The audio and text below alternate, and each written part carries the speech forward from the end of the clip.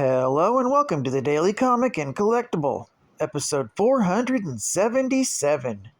Now today, the collectible of the day is the Diamond Select, Marvel Comics, Marvel Gallery, Diamond Form, Emma Frost, Statue Diorama.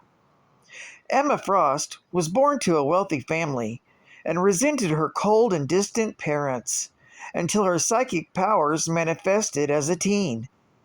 Using her newfound abilities, she began running schemes, destroying her enemies, and eventually seizing control of the anti-mutant Hellfire Club, turning it into a secret mutant society. As CEO of Frost International, she financed the club and became head mistress of the Massachusetts Academy, where she trained young mutants and formed them into a team, the Hellions. When the time-traveling Trevor Fitzroy wiped out the Hellions, she was saved by her old enemies, the X-Men, after which she acted as a teacher to the Generation X team, and eventually joined the X-Men proper.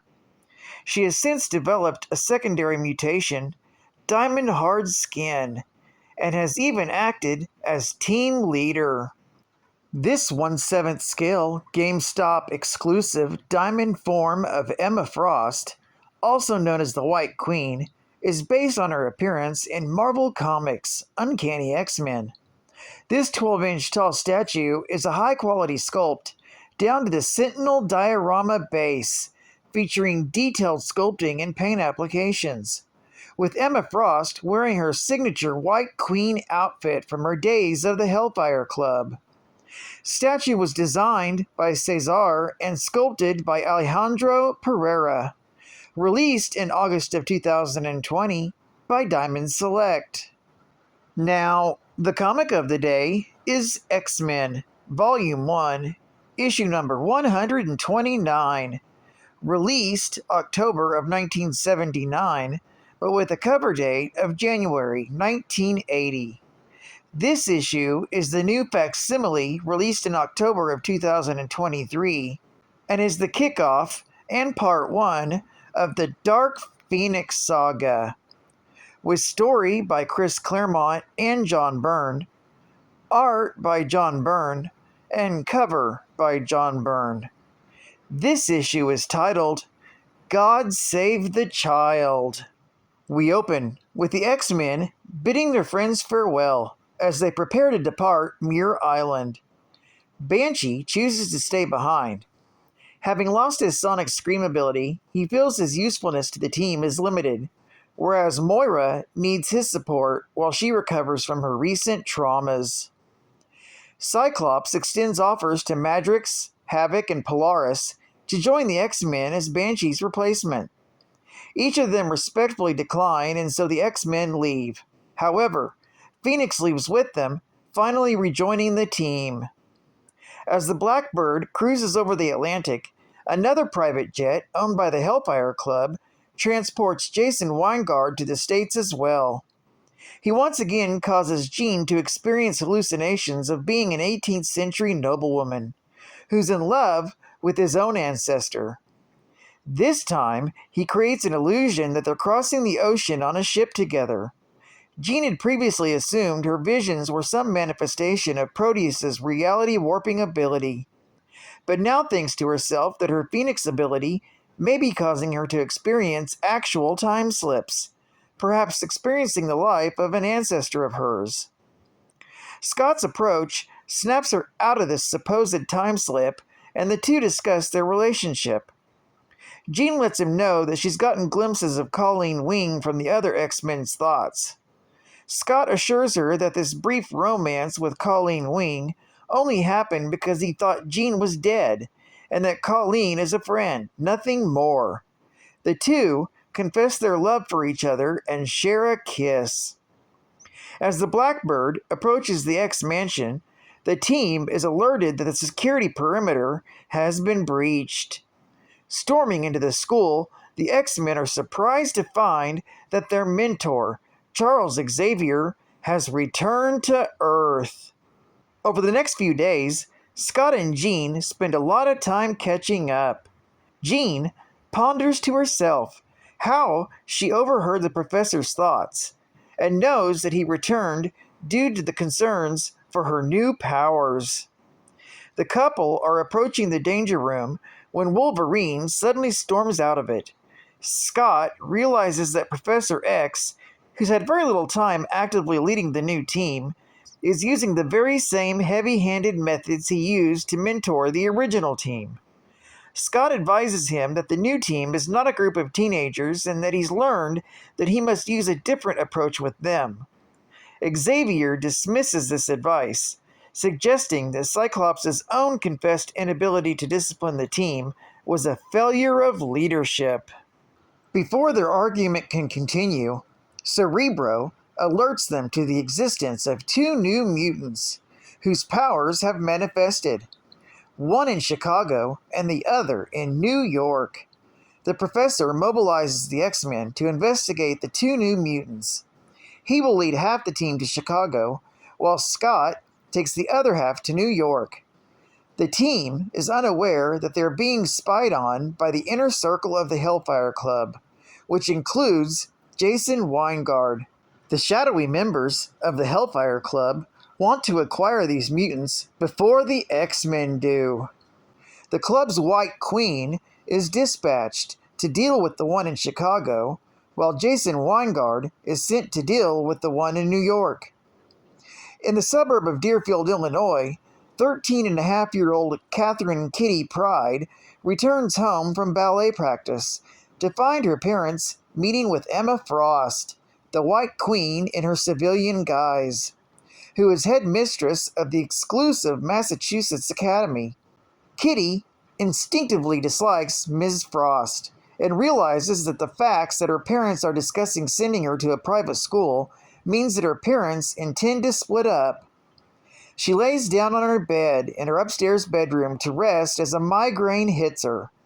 After enduring the pain for a few moments, she opens her eyes to find herself on the floor of the living room. Baffled, she rushes back up to her room, just as her parents see Ms. Frost out and welcome their next visitors, Charles Xavier, accompanied by Aurora, Peter, and Logan. Like Ms. Frost, Xavier is seeking Kitty as a student at his own school. Kitty spies on Xavier and his students and decides they're much more interesting. In particular, she thinks that Peter is cute. While Charles talks with Kitty's parents, the rest of the team takes her down to a local malt shop to get acquainted. Kitty strikes up an instant friendship with Aurora, who confides to her that they're the X-Men, much to Kitty's surprise. Meanwhile, Logan and a flustered Peter check out a few girly mags in the store's racks. Just then, 3 armored mercenaries barrel through the storefront window and attack the 3 X-Men. Each of the X-Men's attackers have an armor especially equipped to neutralize that X-Man's abilities. As the fight erupts, Kitty cringes in fear and is extremely surprised when she passes right through the outside wall, landing in the alleyway behind the shop. Before she can fully comprehend what's happened, she passes out. Storm hasn't noticed exactly how Kitty departed, but is relieved to see that she's gone. Meanwhile, the X-Men realize that they can defeat their enemies if they switch opponents. They then easily trounce their attackers. Their victory is brief, though, as they are then struck down by a powerful psionic bolt from the White Queen. She orders more minions to take the X-Men prisoner. As they all speed away, the Queen detonates explosives laced within her defeated minions' armor, killing them as the penalty for their failure. The Hellfire Club's vehicle speeds away while the White Queen orders the X-Men to be stripped out of their uniforms. When asked what she intends to do about Kitty, she dismisses her, convinced that she can get her at any time she wants. But unbeknownst to them, Kitty has used her newfound phasing ability to sneak aboard the hovercraft. She wonders how she could possibly save her new friends all by herself. This story is continued in the Uncanny X-Men, issue number 130. Geek Fact: this is a key issue for being part 1 of the Phoenix Saga. It's also the first appearance of Kitty Pryde, Emma Frost, the White Queen, and the first cameo appearance of the Hellfire Club, its members in shadow: Sebastian Shaw, Harry Leland, and Donald Pierce. It's also the first appearance of the Hellfire Knights and the Hellfire Club mansion.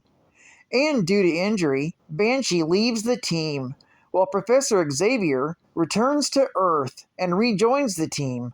Bonus Geek Fact: as mentioned, Banshee leaves the team due to damages sustained to his sonic scream power during Uncanny X-Men, issue number 119, from March of 1979.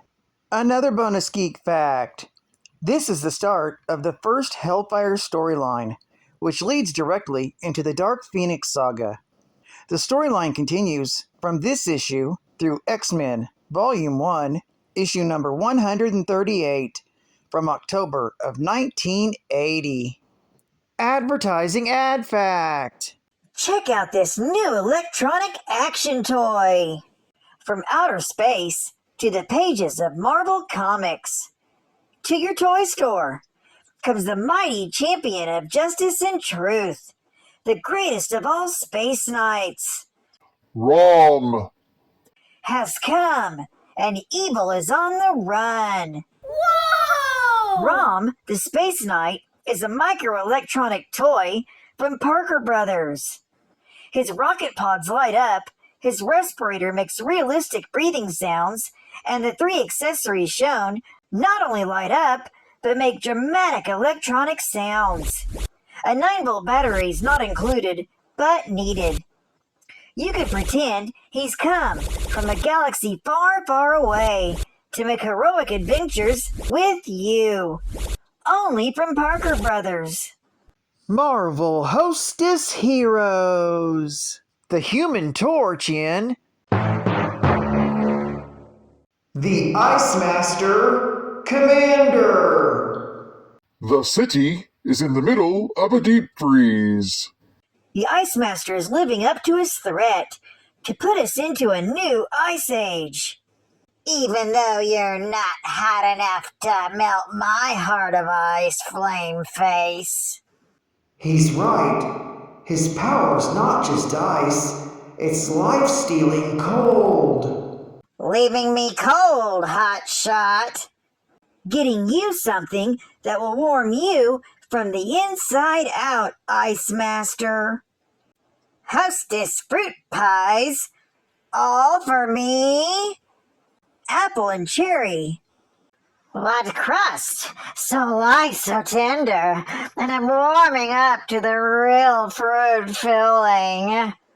Things are warming up again, now that the Ice Master has warmed up to the goodness of Hostess fruit pies. You get a big delight in every bite of Hostess fruit pies.